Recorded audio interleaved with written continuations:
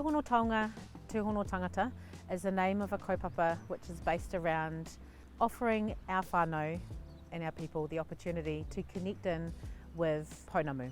The mātauranga that sits around pounamu, the journey that it's gone on and that we've gone on as a people are at the forefront of what this kaupapa is. We were born out of Irihāpeti Community Campus where some of the students there wanted to learn a little bit about pounamu, and we found a local carver.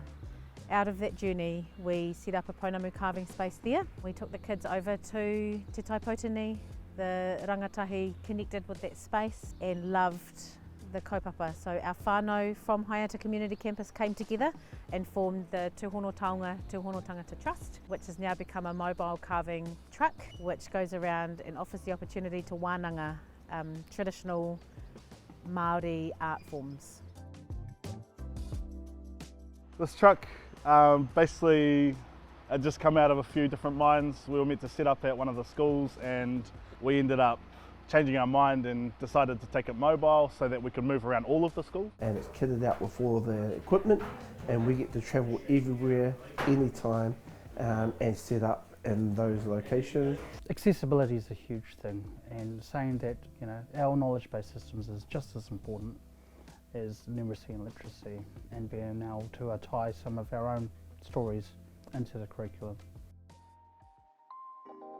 So this kaupapa that we're running this week is called Toi Rakatahi. We have young Māori creative rangatahi throughout our rohe who have raw talent that is able to be guided and mentored by some practicing artists. So this week we are truly humbled to have Fane Robinson and Tutoko Wallace, who are leading the whakairo program of Whakairo Rākau and Whakairo Pounamu.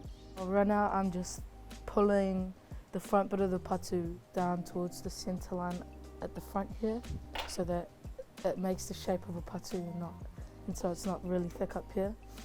So you can't really push with the chisel like that, you have to kind of slice.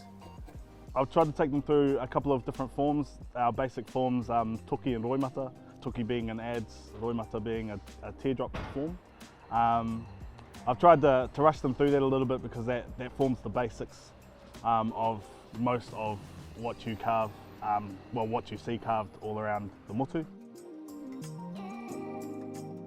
We have Jon Jeet, who is working and supporting our students who are interested in the fine arts, focusing on painting.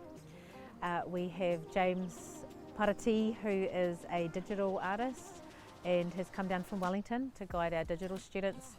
And then we have our kairaranga from the Kahu Collective, who are supporting our students who are interested in raranga. So at the moment I'm just weaving the feathers through, and the feathers symbolise each of my siblings, and then I have a brown feather here and that'll go through the middle and that'll symbolise my mother being the middle of us, being the strength of our family.